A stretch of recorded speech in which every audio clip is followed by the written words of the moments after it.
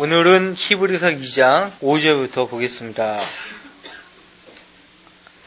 아들을 통해서 말씀하신 것은 천사들 통해 제정하신 율법보다 더 권위가 있다는 사실을 우리가 지난주에 배웠고요. 마지막 날들에 아들을 통해서 말씀하신 큰 구원을 소홀히 여기면 더 큰 보응을 면할 수 없다는 그런 사실을 우리가 확인했습니다. 누구에게 하신 말씀이에요? 이 시대에 구원받은 그리스도인들에게 하신 말씀이 아니라는 것을 우리가 알 수 있죠. 장차 임할 세상을 준비해야 하는 환난 중에 히브리인들에게 쓰여진 서신이라고 해서 히브리서라고 했습니다. 자, 5절부터 보겠습니다. 5절부터 보시면은 세상을 사람에게 맡기셨다는 것을 말씀하고 있고요. 여기서 사람은 아담이죠. 아담에게 세상을 맡기셨다는 얘기는 아담의 후손들에게도 세상을 맡기셨다는 얘기인데, 첫사람 아담이 범죄함으로 말미암아 실패했어요. 그래서 세상의 통치권을 잃어버렸단 말이에요. 범죄에서 실패한 사람에게 하나님께서 세상을 통치하라고 계속 허락하지 않죠. 거기 한번 보세요. 그분께서는 우리가 말하는 바 오는 세상을 천사들의 지배에 맡기지 아니하셨습니다. 여기서 오는 세상은 어떤 세상이에요? 천년왕국을 말해요. 천년왕국 때 천사들의 지배에 맡기지 아니하셨다. 왜? 하나님께서 성경 어디에도 천사에게 세상을 통치하라고 허락하신다는 말씀을 하신 적이 없다는 거예요. 누구에게 세상을 통치하라고 하셨는 것인가? 6절에서 밝히고 있습니다.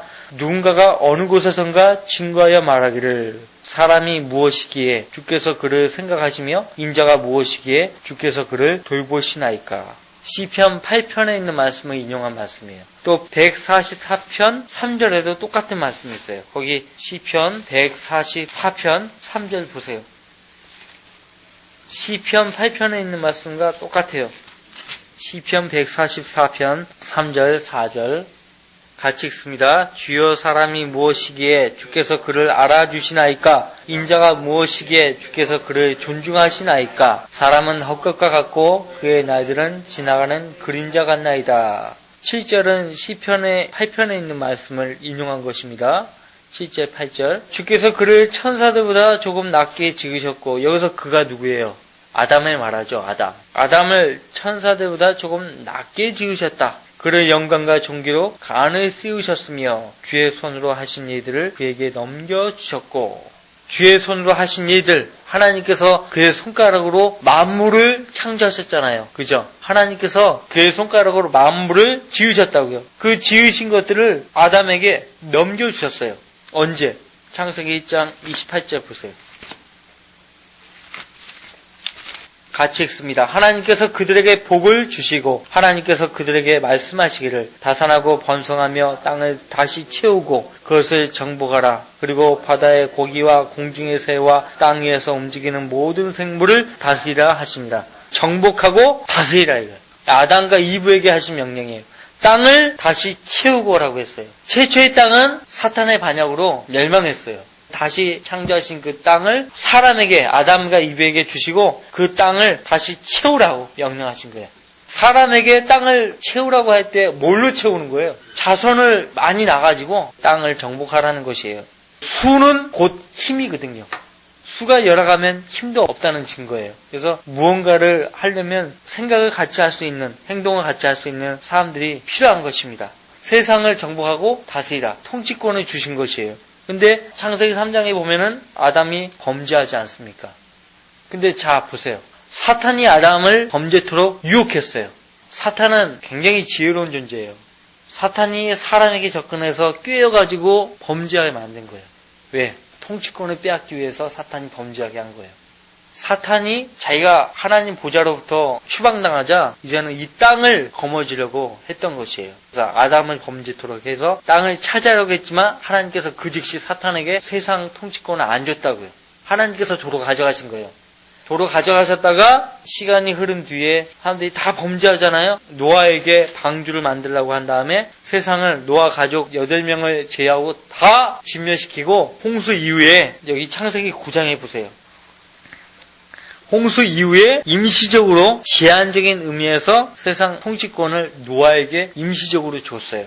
9장 있죠. 하나님께서 노아와 그의 아들들에게 복을 주시며 그들에게 말씀하시기를 다산하고 번성하여 땅을 다시 채우라. 너희를 두려워함과 너희를 무서워함이 땅의 모든 짐승들과 공중의 모든 새들과 땅 위에서 움직이는 모든 것들과 바다의 모든 고기들에게 미치리니 그들이 너희 손에 넘겨졌습니다. 살아서 움직이는 모든 것은 너희에게 먹을 것이 되리라. 내가 모든 것을 푸른 채소같이 너희에게 주었느니라. 그러나 고기를 그 생명과 더불어 즉 그 피째 먹지 말지니라. 이게 익혀서 먹어야 되는 거예요. 산채로 못 먹는 거예요.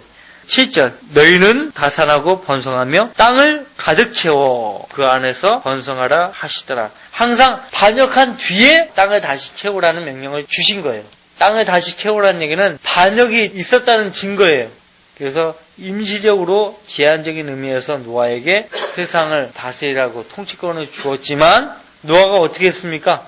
포도주에 취했잖아요. 범죄했잖아요. 그렇죠? 범죄해서 하나님께서 이제 오랫동안 세상의 통치권을 사람에게 안 주신 거예요. 사탄에게 주신 거예요. 노아가 실패하자 세상의 통치권을 사탄에게 주신 거예요. 그래서 우리가 어떻게 알 수 있죠? 여러분들 누가복음 4장을 보세요. 둘째 아담으로 오신 예수 그리스도를 사탄이 시험하죠. 4장 5절 6절 같이 읽습니다. 그러자 마귀가 주를 높은 산으로 데리고 가서 잠깐 동안에 세상의 모든 나라들을 보여주더라. 그리고 마귀가 주께 말하기를 내가 이 모든 권세와 그것들의 영광을 너에게 주리라. 그것이 나에게 넘겨졌으므로 내가 원하는 자에게 줄 수 있느니라. 무엇이 사탄에게 넘겨졌다고 이야기합니까? 예? 그렇죠. 세상 모든 나라들의 권세와 그것들의 영광을 하나님께서 나에게 넘겨주셨다. 그렇게 말하고 있어요. 심지어는 죽음의 세력을 가진 자로서 하나님께서 사탄을 허락하신 것이에요. 히브리서 2장 후반절에 나오죠. 그래서 지금 사도 바울이 이 누가복음 4장 5절 6절 말씀에 따라 고린도서 4장 4절에서 사탄을 이 세상의 통치자라고 이 세상의 신이라고 그렇게 말을 하고 있는 겁니다. 자, 여기서 더 발전해서 우리가 생각해 본다면 지금 이 세상은 사탄이 통치하고 있어요. 사탄이 통치하는 이 세상에 구원받은 하나님의 자녀들인 저와 여러분이 살고 있습니다. 그럼 우리가 사탄이 통치하는 이 세상에서 손쉽게 지배받을 수 있다는 거예요. 그리고 우리가 매일매일 순간 성령의 인도를 받지 않으면 마귀에게 지배를 당할 수 있기 때문에 성경에서 누누이 마귀에게 틈을 주지 말라고, 하나님의 거룩한 영을 슬프게 하지 말라고, 성령을 소멸치 말라고 그렇게 명령을 하고 있고요. 그 다음에 제가 읽어드리면 에베소서 2장에서 사도 바울이 권면한 말씀이죠. 2장 2절 2절 허물과 죄들 가운데서 죽었던 너희를 그가 살리셨으니 전에는 너희가 그것들 가운데서 이 세상의 풍조를 따르고 공중권세의 통치자고 지금 불순종의 자녀들 안에서 역사하는 영을 따라 행하였으니 그렇게 말씀하고 있고요. 5장 6절 7절 아무도 너희를 헛된 말들로 속이지 못하게 하라. 이는 이런 이들 때문에 하나님의 진노가 불순종의 자녀들 위에 임하기 때문이니라. 그러므로 너희는 그들에게 동참하는 자들이 되지 말라. 세상 구원받지 못한 사람들을 불순종의 자녀들이라고 말씀하고 있어요. 마귀는 하나님의 뜻을 거역합니다. 불순종해요. 마귀의 자녀들도 역시 하나님의 뜻을 거스릅니다. 그래서 너희는 그들에게 동참하는 자들이 되지 말라. 우리가 만약에 믿지 않는 세상 사람들처럼 불순종을 하게 되면 그들과 동참자가 되는 거예요. 똑같은 동류가 되는 거예요. 다시 히브리서 2장으로 돌아오시면요. 그래서 하나님께서 처음부터 계획하실 때 이 천년왕국은 천사들의 지배에 맡기지 아니하시고 사람에게 맡기기를 원하신다. 그렇게 말씀하고 있고요. 여기서 지금 우리에게 환기시키는 것은 첫째 사람 아담은 실패했지만 예수 그리스도만이 만물의 상속자로서 온 세상을 다스리게 될 것이라고 말하고 있는 겁니다. 7절 주께서 그를 천사들보다 조금 낮게 지으셨고 왜 하나님께서 예수님을 천사들보다 조금 낮게 지으셨는가에 대한 그 이유를 2장 9절에서 말하고 있습니다. 거기 2장 9절 보세요. 그러나 우리가 죽음의 고난 때문에 천사들보다 조금 낮아지신 예수를이라고 말하고 있어요. 7절에서 그는 9절에서 누구라고 말하고 있습니까? 예수님이라고 말하고 있어요. 천사들보다 조금 낮아지신 예수를. 천사들은 영적 존재지만 영광스러운 존재입니다. 어떤 사람은 우리가 저 사람 천사 같다라고 하잖아요. 비유적으로. 어떨 때 쓰는 말입니까? 저 사람은 우리와 다르다. 그럴 땐 이렇게 비유적으로 천사 같다라고 하는데 영광 가운데 있는 영적 존재예요. 근데 그 영광 가운데 있는 영광스러운 그 영적 존재보다 조금 낮아지셨다. 왜? 죽음의 고난 때문에. 영광과 존귀로 간을 쓰셨도다. 이는 하나님의 은혜로 말미암아 모든 사람을 위하여 죽음을 맛보기 위함이더라. 만약에 예수님이 천사들과 같은 영광스러운 존재로 이 땅에 오셨다면 죽음을 맛볼 수가 없죠. 7절 주께서 그를 천사들보다 좀 낮게 지으셨고 그를 영광과 존귀로 간을 씌우셨으며 주의 손으로 하신 일들을 그에게 넘겨주셨고 8절 만물을 그의 발 아래 복종케 하셨나이다라고 하였나이다. 만물을 그의 발 아래 복종케 하셨나이다. 시편 8편에 있는 말씀은 사실은 아담에 대한 언급이었지만 아담이 범죄함으로 실패하자 세상의 영원한 통치권은 예수 그리스도께로 넘겨졌습니다.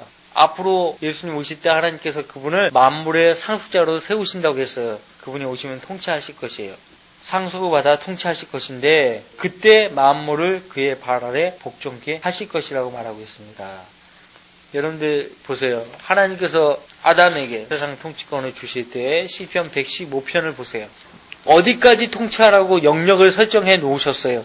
근데 오늘날 사람들은 주제넘게도 통치 영역을 벗어나고 있어요. 거기 시편 115편 15절 16절 같이 읽습니다. 너희는 하늘과 땅을 지으신 주께 복을 받나니 하늘 곧 하늘들까지도 주의 것이나 그가 땅을 사람의 자손들에게 주셨도다. 어디까지만 허락하신 것이에요? 땅이에요, 땅. 하늘과 하늘들은 누구의 것이라고 했어요? 주의 것이라고 했어요. 근데 막 우주선을 쏴붙이고 하죠. 창조주 하나님께 도전하는 죄예요. 우주선 쏴붙여서 어떻게 하겠다고요? 그것 자체가 뭐예요? 오늘날 현대 바벨탑이에요. 대기권 밖을 나가면요, 큰일 나는 거예요, 사실은. 아예 하나님께서 대기권을 넘어가면 숨을 못 쉬도록 하시잖아요. 심지어는 히말라야나 이런 높은 고지산에 올라가면 사람이 숨 가빠가지고 하잖아요. 고산병 걸리잖아요. 그쵸? 그러니까 너무 높이 올라가지 말라 이거예요. 영역을 침탈하는 거예요, 계속. 사탄이 어떻게 해서 하나님의 보좌로부터 추방당했습니까? 하늘 보좌로부터 왜 추방당했어요? 하나님의 보좌를 찬탈하려고 했기 때문에 그래요. 그죠? 타락한 성품은 항상 권위에 도전하는데 권위에 도전하면 형벌을 받는 것이에요. 우리가 이제 미 항공 우주국 과학자를 만나면 이 시편 115편 15, 16절을 펼쳐서 제시할 수 있어요. 당신 지금 하나님 권위에 대적하는 거라고. 성경을 알면은 하나님 대적하지 않는데 성경 모르니까 하나님을 대적하는 것입니다. 성경 모르더라도 마귀가 그들 안에 역사하고 있기 때문에 마귀가 그들을 통해 가지고 하나님 대적하게 하는 거예요. 다시 히브리서 2장으로 돌아오셔서 8절 이제 이 시편 8편에 있는 아담에 대한 언급이 아담이 범죄하고 실패함으로 말미암아 예수 그리스도께 만물에 대한 통치권이 넘겨졌다는 것을 환기시키고 있어요. 8절 만물을 그의 발 아래 복종케 하셨나이다라고 하였느니라. 이는 만물을 그에게 복종케 하심에 있어서 그에게 복종하지 않는 것은 아무것도 남기지 않으셨습니다. 그러나 지금 우리는 아직 만물이 그에게 복종하는 것을 보지 못하노라. 사실 만물이 우리 사람에게 복종하지 않잖아요. 그죠? 그리고 만물이 예수 그리스도께 아직 복종하지 않잖아요. 그죠? 지금 우리는 아직 만물이 그에게 복종하는 것을 보지 못하노라. 그러니까 개가 사람을 보고 짖죠. 아까 창세기 9장에 보면은 모든 동물과 뭐 이런 것이 인간을 보고 두려워한다라고 했는데 사람 보고 두려워하지 않습니다. 짐승들이. 오히려 사람이 짐승을 보고 두려워하죠. 그렇죠? 왜 그래요? 노아 이후에 사람이 더 많이 타락했다는 증거예요. 그런데 개 보고 무서워하지 않는 사람 있어요? 애완견 말고 개 보면 무섭죠? 발견될까봐. 오히려 짐승들이 사람을 무서워했던 때가 있었어요. 노아 때까지만 해도 짐승들이 사람을 무서워했어요. 근데 지금은 사람이 짐승을 무서워해요. 근데 예수님이 오시면 어린아이가 이리와 같이 노는 거예요. 거기 이사야서 11장을 보세요. 회복이 되는 겁니다. 짐승의 야수성이 없어지는 거예요. 이사야서 11장 6절 7절 같이 읽습니다. 또한 이리가 어린 양과 함께 거하며 표범이 새끼 염소와 함께 누울 것이요 송아지와 어린 사자와 살찐 짐승이 함께하며 어린아이가 그들을 이끌리라. 암소와 곰이 함께 먹으며 그것들의 새끼들이 함께 누울 것이요 사자가 소처럼 짚을 먹으리라. 또 젖먹는 아이가 독사의 구멍에서 장난하며 젖던 아이가 독사의 굴에 손을 넣으리라. 여호와 증인들은 우리가 살고 있는 이 세상이 왕국이라고 합니다. 하나님께서 영적으로 이 세상을 통치한다고 말을 합니다. 그런 면에 있어서 여호와 증인들도 무천년주자예요. 지금이 왕국이다 이거요. 왕국. 자기들은 왕국의 자녀들이라고 얘기해요. 자기들의 모임 장소를 왕국 회관이라고 하고, 자기들은 이 왕국 시대 때 영적으로 통치하시는 여호와 하나님을 증거하는 증인들이라고 이야기한다고요. 그런데 지금의 왕국이라면 이사야 11장에 있는 말씀처럼 이리가 어린 양과 함께 거해야 돼요.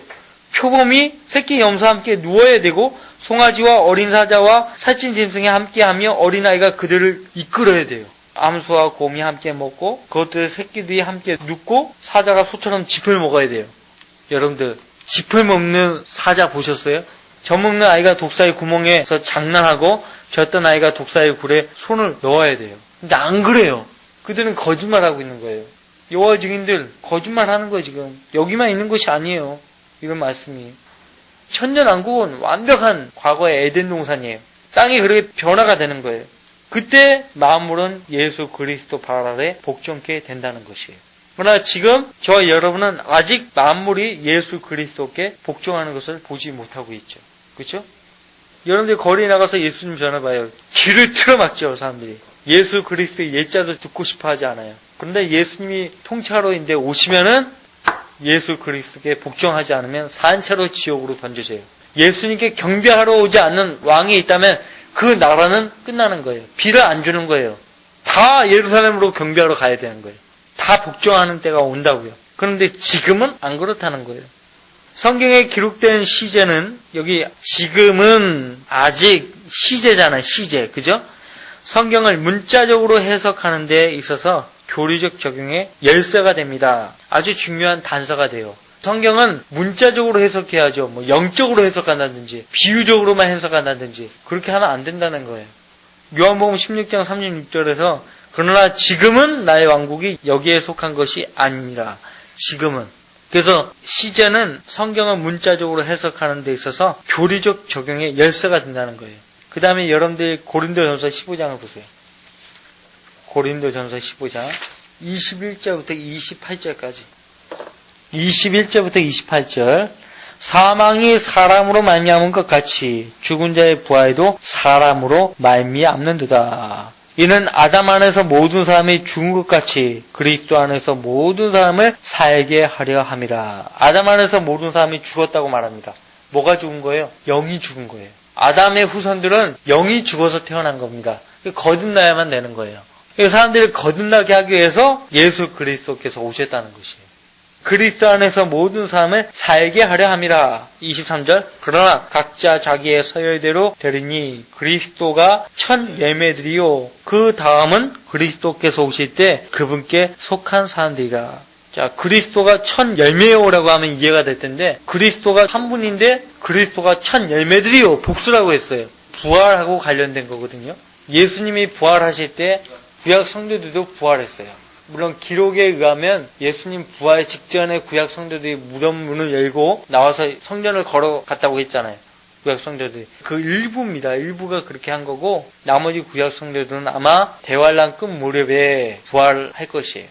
그리스도가 첫 열매디요. 부활하신 분이 그리스도만이 아니라는 얘기예요. 구약 성도들 일부, 그 다음은 그리스도께서 오실 때 그분께 속한 사람들이라.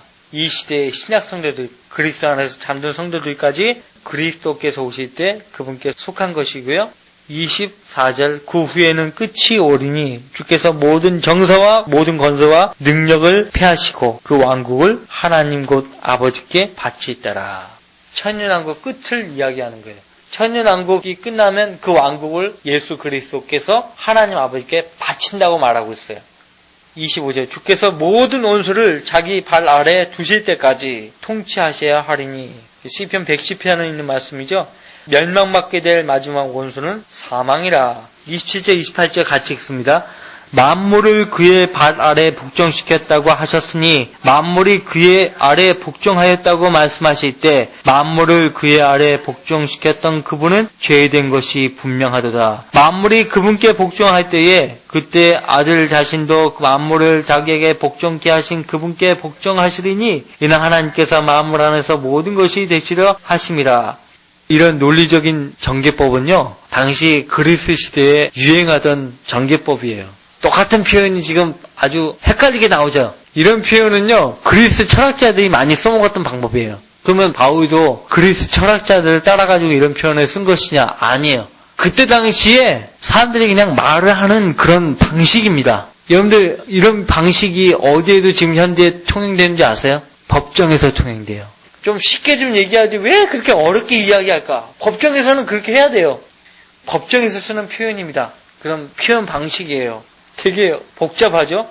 만물을 그의 발 아래 복종시켰다고 하셨으니 만물을 그의 아래 복종하였다고 말씀하실 때 만물을 그의 아래 복종시켰던 그분은 제외된 것이 분명하도다. 만물이 그분께 복종할 때에 그때 아들 자신도 만물을 자기에게 복종케 하신 그분께 복종하시리니 이는 하나님께서 만물 안에서 모든 것이 되시려 하십니다.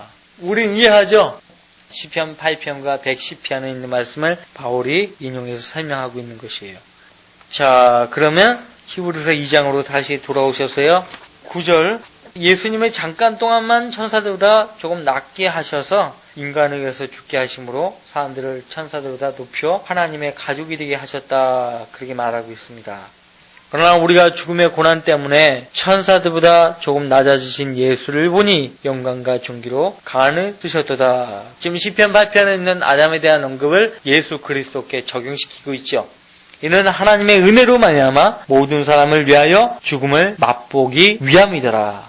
10절 만물을 자신을 위하여 또 자신에 의하여 존재하게 하신 그분께서 많은 아들들을 영광에 들어가게 하시려고 고난들을 통하여 그들의 구원의 대장을 온전하게 하신 것은 당연하도다. 만물을 자신을 위하여 또 자신에 의하여 존재하게 하신 그분 하나님께서 많은 아들들을 영광에 들어가게 하시려고 영광에 들어가지 않은 많은 아들들이 있었다는 얘기죠. 성경에서 천사들도 하나님의 아들들이라고 말을 하고 있는데 여기서는 영광에 들어가게 하시는 많은 아들들은 천사들이 제외된 것이에요. 사람들을 말합니다. 누구예요? 그리스도께 속한 사람들이죠. 그리스도께 속한 사람들.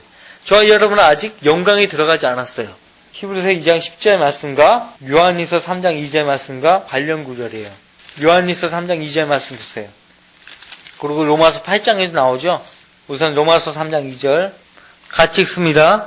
사랑하는 자들아 이제는 우리가 하나님의 아들들이라 우리가 어떻게 될 것인지는 아직 나타나지 아니하였으나 그가 나타나시면 우리가 그와 같이 되리라는 것을 아노니 이는 우리가 그분 그대로 그분을 볼 것이기 때문이라. 예수님이 나타나시면 우리가 예수님과 같이 된다. 예수님이 어떤 몸을 입고 계십니까? 영광스러운 몸을 입고 계시죠. 빌립보서 3장 20절 22절에 우리의 천한 몸을 그분과 같은 영광스러운 몸으로 변모시킨다고 했어요. 우리는 아직 영광으로 들어가지 않았습니다. 로마서 8장입니다. 18절부터 25절까지 같이 읽습니다. 이는 현재의 고난들이 우리에게 나타나게 될 영광에 감히 비교되지 못한다고 내가 여기기 때문이라. 피조물이 간절한 기대를 가지고 하나님의 아들들이 나타날 것을 기다리고 있으니 피조물이 허무한데 굴복하는 것은 자기가 아니요 오직 소망 가운데 그것들을 굴복케 하시는 그분 때문이며 피조물 자체도 그 썩어짐의 속박으로부터 해방되어 하나님의 자녀의 영광스러운 자유에 이를 것이기 때문이라. 모든 창조물이 이제까지 함께 신음하며 고통받는 것을 우리가 아노니 그들뿐만 아니라 성령의 첫 예매들을 가진 우리까지도 속으로 신음하며 양자되는 것 곧 우리 몸의 구속을 기다리고 있느니라. 이는 우리가 소망에 의하여 구원을 받았음이나 보이는 소망은 소망이 아니라 사람이 보는 것을 왜 바라리요. 그러나 만일 우리가 보지 못하는 것을 바란다면 인내로 기다릴지니라. 여기 하나님의 아들들이 나타날 것을 나타나게 될 영광이라고 말하고 있고 하나님의 자녀의 영광스러운 자유라고 말하고 있습니다. 그리고 양자되는 것 곧 우리 몸의 구속이라고 말하고 있어요. 이것이 많은 아들들을 영광으로 들어가게 하시려고의 뜻입니다. 우리를 영광에 들어가게 하시려면 예수 그리스도께서 죽음의 고난을 받으셔야 되는 거예요. 우리 모든 사람들을 위해서 죽음을 맛보셔야 되는 거예요. 죽음 맛보기 위해서는 천사들보다 조금 낮아지신 모습으로 오셔야 되는 거예요. 사람과 똑같은 모양을 입고 이 땅에 오셨다고 했잖아요. 그렇죠? 계속 이어서 보겠습니다. 고난들을 통해서 그들의 구원의 대장을 온전하게 하신 것은 당연하도다. 구원의 대장을 온전하게 하셨다. 온전하게 하셨다는 얘기는 우리 구원을 완성하셨다는 얘기예요. 11절 거룩하게 하시는 분과 거룩하게 된 사람들이 모두 한 분으로부터, 거룩하게 하시는 분은 아들 하나님 예수 그리스도고, 거룩하게 된 사람들, 성도들이죠. 바로 저와 여러분들 모두 한 분으로부터 나왔으니, 한 분이 누구예요? 아버지 하나님이에요. 모두 한 분으로부터 나왔으니, 예수님도 성령으로 잉태되어서 이 땅에 오셨고, 저와 여러분들도 성령으로 다시 태어나서 하나님의 아들들이 되었다는 얘기예요. 그 점에 있어서 예수님이나 성도들이나 한 분 하나님으로부터 나왔다는 것이에요. 그래서 우리가 하나님을 아버지라고 부르는 거예요. 예수님도 이 땅에 계실 때 하나님을 나의 아버지라고 말씀하셨어요. 성령으로 잉태되신 분이기 때문에 아버지라고 말씀하신 것이에요. 같은 분이지만 성령으로 잉태되어 이 땅에 오셨기 때문에 하나님을 아버지라고 부르셨던 것이에요. 그러므로 주께서 그들을 형제라 부르기를 부끄러워하지 아니하시고 라고 했어요. 말씀하시기를 내가 주의 이름을 내 형제들에게 선포하고 교회 가운데서 주를 찬송하리라 하셨으며. 자, 교회라고 했는데 이 말씀은 시편 22편 22절 말씀을 인용하신 말씀인데요. 거기는 회중이라고 되어 있어요. 회중. 구약시대에 경배하기 위해서 모인 성도들의 모임을 회중이라고 말했어요. 근데 지금은 교회라는 말로 쓰고 있죠. 회중을 교회라는 말로 바꿔서 쓰고 있습니다. 성령 하나님께서 의도적으로 구약성경을 신약으로 가져와서 인용하실 때 의도적으로 바꾸시는 것이에요. 성령 하나님께서 그런 권한을 가지고 그렇게 하신 것이, 다시 말하면 신약성경도 구약성경과 마찬가지로 영감받았다는 증거예요. 13절 또다시 내가 주를 의지하리라 하시고 또다시 보라 나와 하나님께서 내게 주신 자녀들이라고 하셨느니라. 자녀들이 피와 살에 참여하는 자인 것 같이 그 역시 같은 모양으로 동일한 것에 참여하신 것은 예수님을 말해요. 우리와 똑같은 피와 살에 참여했지만 예수님의 피는 우리와 달라요. 우리는 부모로부터 물려받은 아담의 피예요. 타락한 피를 물려받은 거예요. 그렇기 때문에 그 타락한 피, 더러운 피 때문에 우리도 죽는 거예요. 구원받은 그리스도인일지라도 죽잖아요. 나는 부활이요 생명이니 나를 믿는 자는 죽어도 살 것이며 또 살아서 나를 믿는 자는 누구나 영원히 죽지 아니하리라. 내가 이것을 믿느냐라고 했어요. 나를 믿는 자는 죽어도 산다 이거예요. 왜? 죽더라도 믿고 죽었으니까. 예수님의 피를 받았으니까. 우리는 두 가지 피가 흐르고 있어요. 우리 육체 안에는 부모로부터 물려받은 아담의 피가 흐르고 있어요. 그 피 때문에 우리 육체는 썩는 거예요. 썩어요. 그러나 우리 영 안에는 예수 그리스도의 피가 흐르고 있어요. 그 영이 하나님의 피를 받았기 때문에 부활할 수 있는 거예요. 예수님도 하나님의 피를 가지고 이 땅에 오셨기 때문에 썩어지만 보지 않고 하나님께서 그분을 죽은 자 가운데서 부활케 하신 것이에요. 예수님의 부활은 구약성경에서 예언되어 있습니다. 시편 16편이 가장 대표적인 말씀이죠. 저와 여러분이 피와 살에 참여했잖아요. 예수님도 피와 살에 참여했지만 우리와 똑같은 피가 아니에요. 예수님의 피는 사도행전 20장 28절 말씀대로 살아계신 하나님의 피를 가지고 계시는 것이에요. 깨끗한 하나님의 피이기 때문에 아담의 후손들, 아담으로부터 물려받은 그 더러운 피가 예수 그리스도의 피로 덮어질 수 있었던 거예요. 그 역시 같은 모양으로 동일한 것에 참여하신 것은 자신의 죽음을 통하여 죽음의 세력을 가진 자 곧 마귀를 멸망시키시며 라고 했어요. 마귀는 죽음의 세력을 가진 자라고 여기서 정의하고 있죠. 그 마귀를 멸망시키시며 또 죽음을 두려워함으로 평생을 노예로 속박되어 있는 자들을 놓아주시려 함이니라. 사탄은 사람들을 죽음으로 노예 부리듯 종으로 삼고 있습니다. 속박되어 살고 있어요. 모든 사람들이. 평생을 노예로 속박되어 있는 자들을 놓아주시려 함이니라. 저와 여러분은 이 죽음의 속박에서 놓여졌습니까? 어떻습니까? 놓여졌죠? 그래서 구원받은 사람들, 영원한 생명을 얻은 그리스도인들은요, 죽음에 대해서 두려워하지 않습니다. 그러니까 순교할 수 있는 거예요. 순교할 수 있는 거예요. 왜? 우리는 죽어도 지옥에 안 가잖아요. 하나님 품으로 가잖아요. 그래서 사도 바울이 빌립보서 1장에서 내게 사는 것이 그리스도니 죽는 것도 유익함이라 그렇게 말했던 거예요. 내게 사는 것이 그리스도이니 죽는 것도 유익하다 그렇게 말했던 것이에요. 다시 히브리서 2장 16절 이는 주께서 진실로 천사들의 본성을 입지 않으시고 아브라함의 씨를 입으셨습니다. 아브라함의 씨를 입으셨다요. 본성을 입지 않으시고 아브라함의 씨를 입으셨습니다. 아브라함의 씨, 약속의 씨죠. 17절 그러므로 그가 모든 일에 마땅히 자기 형제들과 같이 되셔야 했으니 이는 하나님과 관련된 이들의 자비롭고 신실한 대제사장이 되셔서 백성의 죄들을 위해 화해를 이루려 하심이라. 그가 이 일에 친히 시험을 받아 고난을 당하셨으므로 시험받는 자들을 능히 도와줄 수 있느니라. 첫째 사람 아담은요 시험에 실패했습니다. 그러나 둘째 사람 아담이신 예수 그리스도는 시험에서 승리하셨어요.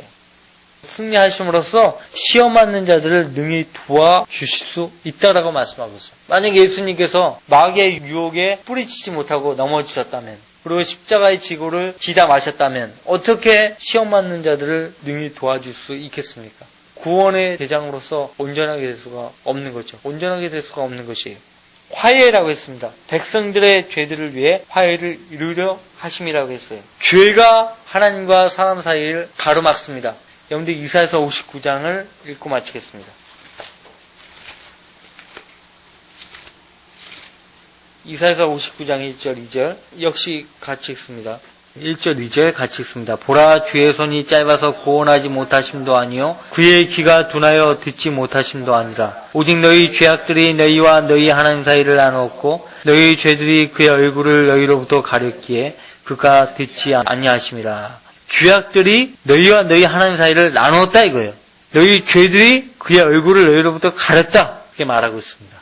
이 죄 문제를 해결하기 위해서 예수님이 오셨고 하나님과 백성들 사이를 원수 관계였던 그 관계를 화해 관계로 주님께서 희생하심으로 그렇게 만드신 것이에요. 그 점을 지금 말씀하고 있고 제일 우리 눈에 와닿는 구절들이 히브리서 2장에 많이 나오지만 그 중에 마지막 절이에요. 그가 이 일에 친히 시험을 받아 고난을 당하셨으므로 시험 맞는 자들을 능히 도와줄 수 있느니라.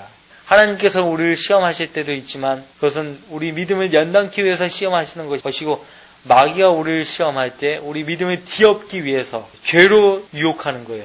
어떤 경우의 시험이든지 간에 그 시험 받는 자들을 능히 도와주실 수 있다는 거예요. 예수님. 그 예수님을 붙들라고 권면을 하고 있습니다. 3장 1절에서는 그리스도 예수를 깊이 생각하라고 말씀하고 있고요. 자, 그러면 다음 주에는 3장 1절 공부하도록 하겠습니다.